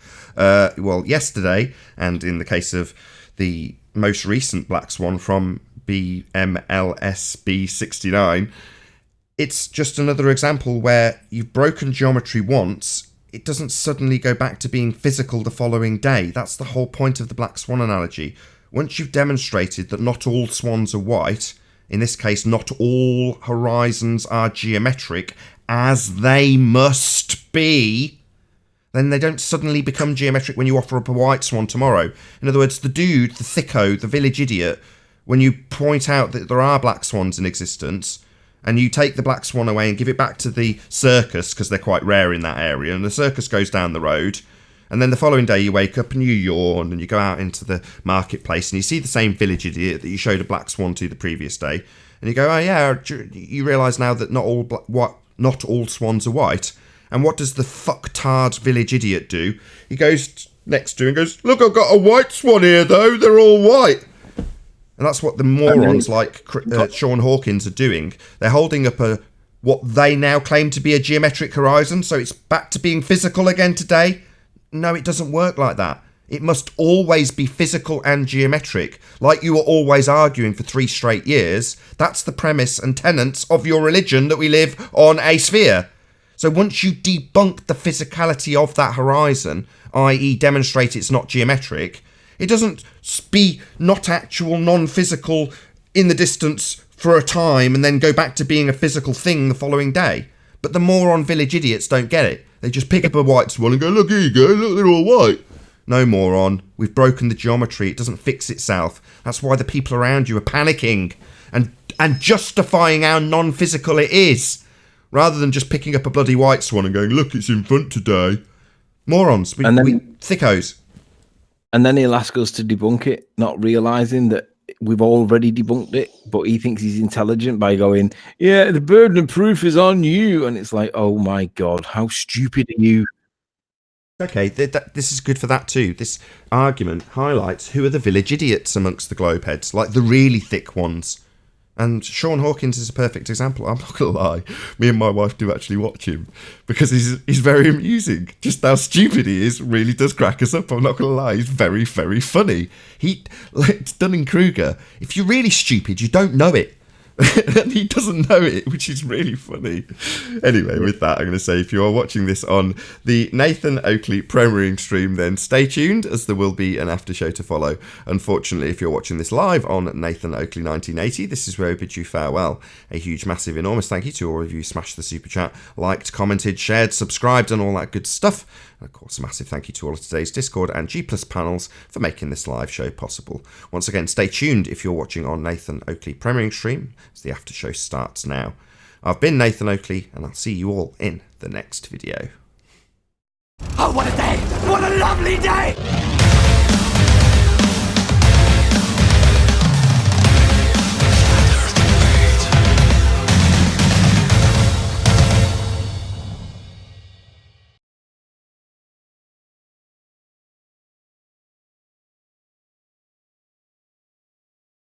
As we all share in a moment of silence for our dearly departed friend, the geometric horizon.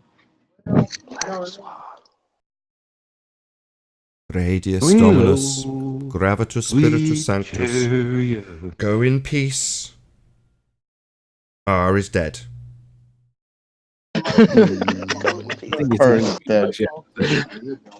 They don't realise yet that it is game over. Some of our sides still don't get it, but the ones that do get it, get it. Witsit gets it. Witsit gets it, gets it. That name was fitting. Carrier coming for to carry me home. What happened to turn out the lights? No. Turn out the lights, party's over.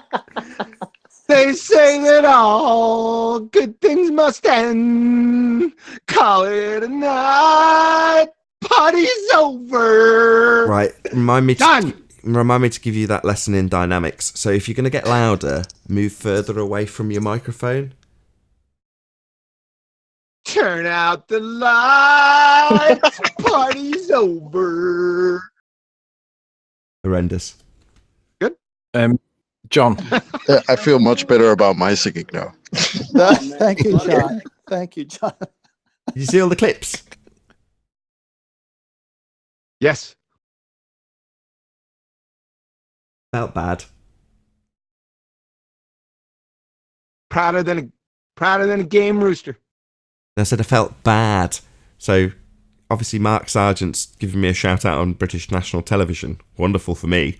But he's got to condense what is essentially an incredibly complicated argument to summarise in 4 seconds. And he's just said, the guys in the UK looking at the oil platforms. And I know, number one, it's not my argument. It's your argument, modus tollens. The supporting evidence isn't mine either. It's BLMSB 69's evidence. And there's been other people who've gone out and got Black Swan subsequently. Again, nothing to do with me. But thank you very much, Mark, for the shout out. Obviously, I really like the fact that it's been all associated with me. That's great on national TV. But, you know, I had to do quite an extensive shout out to all the other people putting in considerably more work than I in this regard. The primary one being you, Quantum Eraser. So all of those clips had you strapped onto the end of them in terms of giving people the actual modus tollens argument in what I felt was the most concise one you did. What did I tell you? They said you deserve it or something like that. And more. Don't take away from it. It's not just my argument. Everyone helped out on it. And Mark, shout out to you, brother. You did an outstanding job in the few minutes that he had. I thought he did outstanding. So I tell you shout what's, out to you, Mark. I tell you what's not going to be appreciated by the American guys watching that. Philip Schofield is one of the nicest guys in TV. He doesn't have a bad word to say about anybody. Yet the last 2 times I've seen him dealing with the 3 guys from the convention, it was Martin Kelly, Gary, Heather, and it was the other one. What was the last guy? Nesbitt. Darren Nesbitt. When he dealt with those 3, he was really hostile, surprisingly aggressive, right? He's not known for that. He's known for being Mr. Nice Guy, butter wouldn't melt in his mouth kind of thing. And he's also recently came out gay in the last 24, 48 hours. He's got a wife and 2 kids, but has now become gay, which is interesting. Anyway, my point is that he's not known for being aggressive or very, critical. Yet the last 2 interviews that I've seen him do with flat earthers, he's been really repulsive. And it's like, that's not the Philip Schofield that we know and love. He's totally and utterly out of character. And it's not true. That's not true. I've got several examples I can cite where he's been extremely aggressive to Gordon the Gopher. Go on, then. That was just a joke. I know. But yeah, I'm all right, though, Nathan. He's not known for being aggressive, ever. So he wasn't like that with Mark. Is that what you're saying? He was very heavy. I didn't get to watch it. He was very heavy-handed with Mark and very heavy-handed with the 3 guys from the convention, and he's not known for being like that. So it's like, I don't get it. I don't get why he's totally out of character in that context, because he's not known for. I do, in seriousness. I'm not going to make more jokes. We are all brainwashed and programmed with the idea that it's a necessity to ridicule this subject, and it doesn't matter how nice you are. We're all programmed to do that. Philip Schofield's a really prime example. Why would somebody that's totally non-aggressive, passive almost in his interviewing style, in almost every example, suddenly get full-on aggressive and demanding in his interview style when it comes to this subject? Well, because all of us have been brainwashed and programmed to behave that way. That's why everyone pours scorn on the subject the moment they come across it. It's by design. That's why we're told it's archaic, and the ideas of Philistines, all negative, so that when you come across it, that's the thing that comes to the forefront of your mind, and that's the thing that will have come to the forefront of his mind. So it's just a great example of, regardless of how nice you are, you're going to feel the necessity. You're going to feel the necessity to ridicule this subject. Got an open mic. So it's just brainwashing and programming. Everyone's under the same exact brainwashing. Him, no exception. He's no exception. Hey, Brian. Hey, Nathan. Hey, everyone. Guess we found the open mic. Hi, Brian. Oh, I just joined just right now. So it wasn't me. I think it was you, but obviously unintentional. Okay. Brian, did you see? It wasn't Brian. Hold on, let's clear that up. No, it wasn't Brian. He only just joined. He had probably even got himself off mute by the time that had happened. It was looming. Somebody stuck him on server mute. Brian, did you see Holly Willoughby and Phil Schofield against Mark Sargent? Yeah, they tried to ask him all the normal questions, but they eventually just had to, accept it. It's probably flat. Would you agree that Phil Schofield was uncharacteristically harsh again? Because he was harsh against the guys from Kidderminster, and he was harsh again against Mark Sargent yesterday or today or whenever it was. Did you notice that? Well, what I noticed with him was that I didn't think he was as harsh as I thought he was going to be. I thought he'd be much more calling Mark Sargent stupid and stuff, to be honest with you. I was shocked by how harsh he was. He's known for not being harsh. Well, I saw him be like that before. I remember him talking to Noel Edmonds, who, for those who don't know, on the panel, who's another TV presenter some years ago, and Noel Edmonds used some natural route to heal himself of some kind of leukemia, and Philip Schofield absolutely gyrated him on live TV, and because he went down a natural route and saying, basically was going against that, basically going against any any CBD oil or anything else like that, and he was really, really harsh. And I expected to him really treat Mark Sargent way worse than he did. At the end, I was kind of surprised that he was like, "Really, you're going along with this?" So I'm sorry, I have to say that I expected him to be a lot more harsh. Oh, I wasn't. I mean, I partially agree with you, but by the same token, if you listen back to what Mark said to them, and because the camera's fortunately flicking back and forth frequently enough so you can gauge their reactions, it's live, so you can see that they're listening to what he's saying and they're raising their eyebrows, going, yeah. You can tell that they're taking in what he's saying. It's just down to Mark doing a really good job of flat smacking them in a really short period of time. He managed to keep it quick, but not so quick that it was undecipherable or not coherent in English. It was clear, but concise, packed with information. All of his points were laid out with a summary before he gave them, the details of them, and then like a summary afterwards. Just the perfect delivery. And they listened to it, understand it. Got wankers in the Discord. I might just give up on this whole after show thing. If we're just going to get cunts in here, what's the point doing it? Why? Who's whistling? Who was that? I can't see them all. Yeah, I can't see who's doing it. I tried to find. Hold on a second. I'm trying to find him. He just popped up real quick. It's the same bozo that I banned before.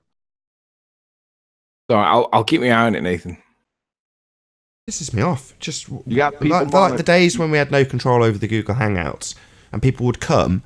I like how people accuse me of muting. Back when I had a good point to make and there was maybe 1 or 2 flat earthers and 9 globe earthers on the panel, one of them would leave, another one would come in, and they'd come in just to mute me during mid-sentence. They'd literally join the Hangout just to mute me. Yep. But in this instance, now they've decided I'll join the Discord server and whistle at the top of my lungs because someone's in the middle of a sentence. No, you're just losing fundies. We know who they are. They're fundies who believe in a globe and can't bear the idea of us communicating the idea to the general public. So they think by whistling over the top of it, it's going to stop it reaching the public's ears. No, you're a moron. Whoever that is. Pathetic child. Yes. Yeah, it's just another tell, man. That's all. Just go with it. We'll get them. And for us Americans and for people outside England, can you tell us what this show is? It's called This Morning. Give us a little background, please. Does everyone watch it as like a morning show in England? Or, yes, it's very popular. Very, very popular daytime TV show watched by millions. So this morning I went to see my friend. The first thing he said to me was, "You were on TV." He was wrong. I wasn't on TV, but I knew what he meant. And I was like, yes, I got a mention by Mark Sargent. That's just one random mate I didn't bring it up with. and had seen it on TV. In other words, it's generally so widespread that I'd bump into next man who knows me and he'll have heard it, because it's commonplace for people to watch TV. Everyone's glued to it. Not me, but that's most other people. So yeah, very, very popular TV show. This morning, I think it's all one word.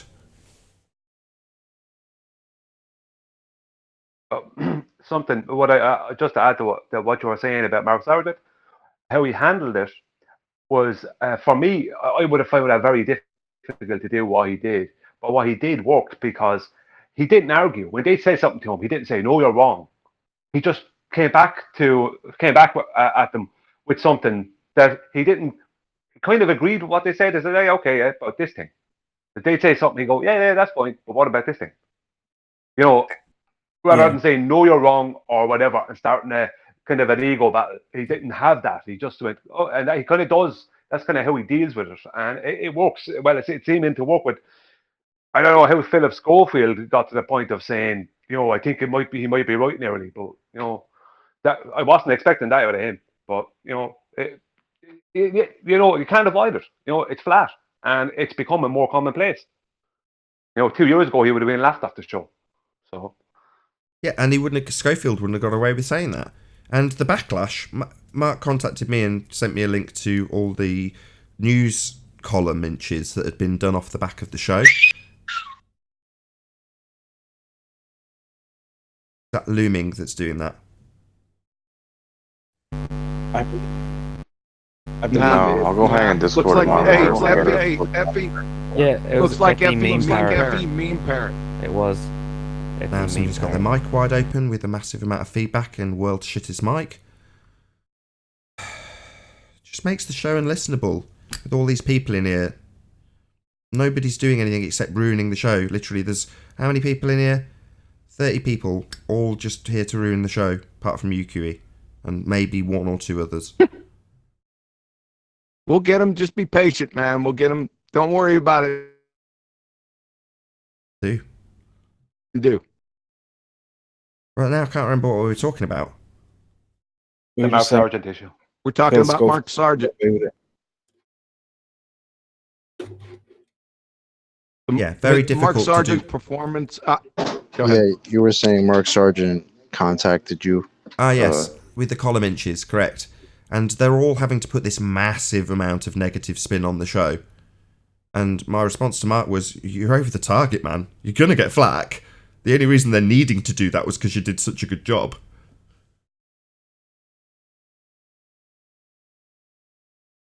Yeah, I told Witsit the same thing this morning. He was like, I woke up and I'm surrounded by trolls hounding me right now. And I'm like, bro, it's because you helped them destroy their own arguments last night. That's going to happen. They don't like it. Yeah, when you get the trolls, you know that you're doing something right. That's for sure.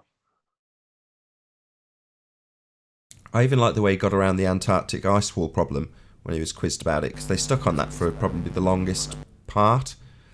And although I don't subscribe to that outlook of our world, Mark's obviously perfectly entitled to use the azimuthal equidistant map as a tool that he does to open people's mind as a beginner level, which is what he justifies it with when I've spoken to him about it.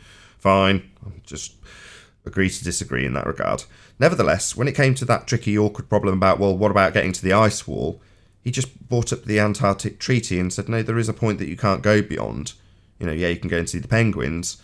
And then he brought up the Antarctic Treaty and they're like, well, how have you got this information? He's like, this is public domain.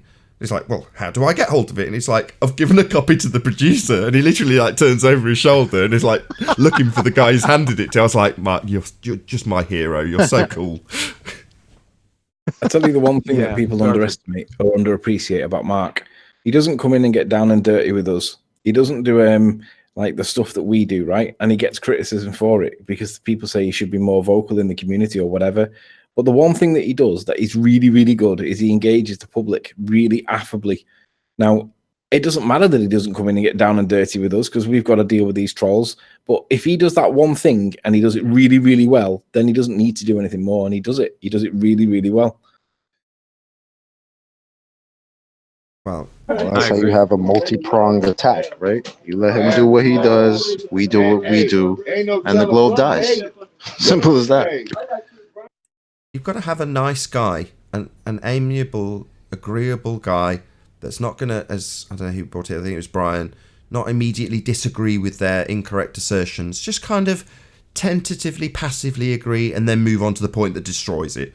And that's a talent I certainly don't have. It's not that I wouldn't have the patience or couldn't bear the idea of not swearing on live TV if it was me in Mark's shoes.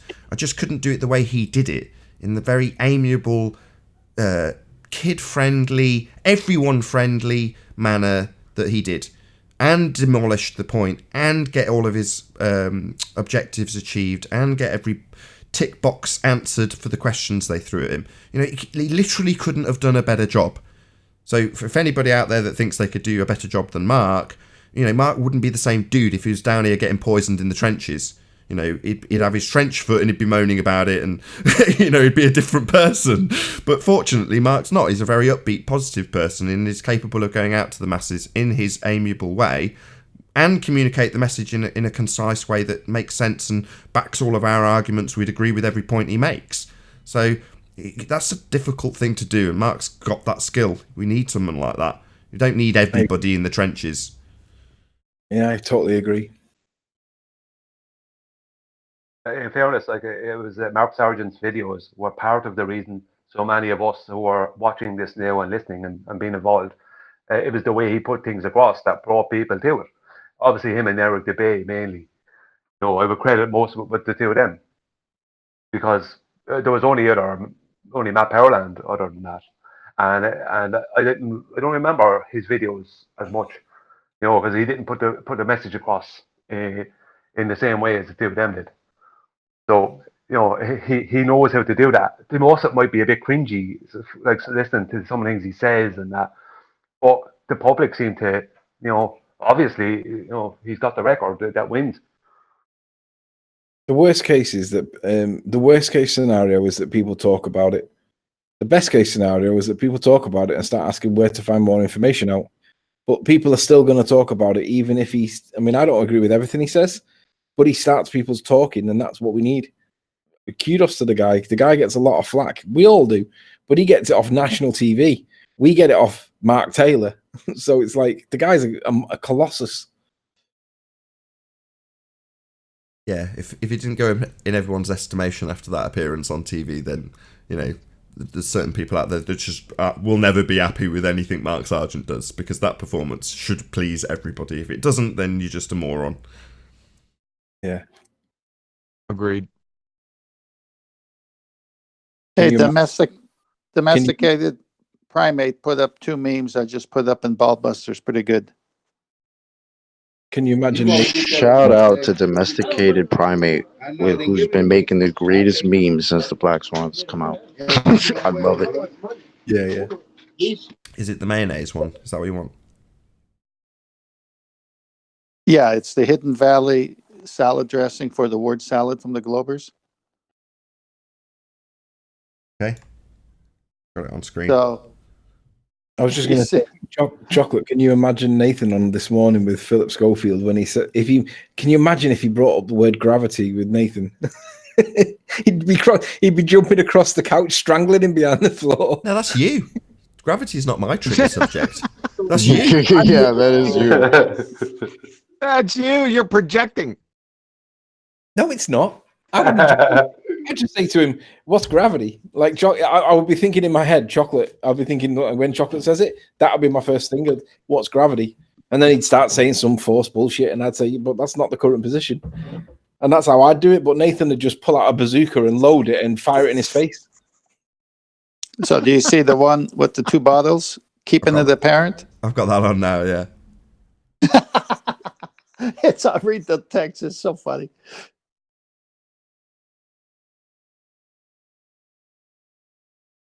Oh, by the way, I've got a bit of a political one to consider, you guys. You know, Quantum Eraser got was it a $400 super chat the other day, or a 500 or a 600 or whatever it was? And with that. Go on. I just asking what was the number? What was the value? Was it 400? $500. Why'd you ask? And Ranty got one the other night for getting 5,000 subs or whatever, and I think he got about $400 as well. We don't know who it is that's donating these donations. Is it possible? Is it possible? Call me conspiratard, but is it possible that there are people that are donating money deliberately to encourage disputes between the factions or create divisions because they're encouraging the division? No. Sam Hine. What are you talking about? We know exactly who is giving these people. So Sam Hine was Ranty, was it? I don't know. Because rather than falling out in a monumental way with Ranty, which from past history I know that's certainly within our capabilities between he and I've detached temporarily, hopefully, myself from Ranty so that I don't get more and more wound up by things he's doing and saying. So I haven't actually watched any of Ranty for probably about a week, so I don't really know who's donated to Ranty, but I would assume it's Sam Hine. Why wouldn't it be? It weren't Sam Hine. I can't remember who it was, but I know it wasn't Sam Hine. But my point is, whoever Sam Hine is, he wasn't the one that did it, but somebody else did. But what I'm asking is it possible that we're being encouraged to be disputed with each other by big super chats? Just bear that in mind. I'm not saying it's true. Just bear it in mind next time you see big super chats. It's ludicrous.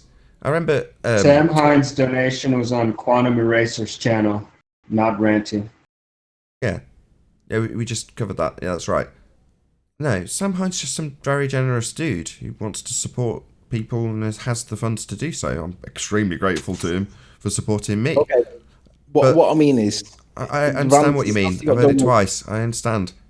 No, yeah. I'll give you a comparison. A guy who covers speedrunning was covering these external platforms on YouTube that definitely aren't speedrunners. They're like these big Watch Mojo style channels, and one of them happened to cover speedrunning. And they speculated that somebody giving a speedrunner $100 super chat threw him off his game in the middle of a speedrun. And these two speedrunners are critiquing this mainstream big Watch Mojo style video and laughing their heads off, going, it's absolutely preposterous. You know, you're in the zone, you're doing the game. There's no way on earth a donation's going to put you off your game. In fact, Sam Hine even said the same thing to me. So previously he super chatted on my second channel, subscribe today. I know I'm talking on it. Yeah, nevertheless. He said, I'd rather give you a super chat here because it won't distract you when you're in the middle of a debate with somebody. And I'm like, there's no way a super chat's going to distract me if I'm in the middle of a debate. I'll more likely miss it, i.e. not shout it out, than have it distract me. That's far more likely the way around. There's just no way on earth the super chat's going to distract me. And by the same token, you're saying, could it be some malicious ruse for Quantum Eraser to think, oh no, we're being set amongst each other, apart from each other, by the amount of money being donated? No, just preposterous, Anthony. Yeah, but hang on, respectfully, you've not seen how Ranty reacted when he got one? You should watch Ranty's reaction. What's that got to do with anything? You said that there's no way that you would be distracted. Well, I'd use Ranty and say, well, maybe he can be distracted because he absolutely was distracted. You're talking to Nathan, though, not Ranty. Yeah, but Nathan's not seen Ranty. What I'm saying is it possible that we're being fed money to encourage dispute? That's my point. I don't think so, Anthony. I'm 99% certain that no. People don't tend to give up their hard-earned cash to cause a dispute between people who are on the same side. That seems pretty far-fetched, if you ask me.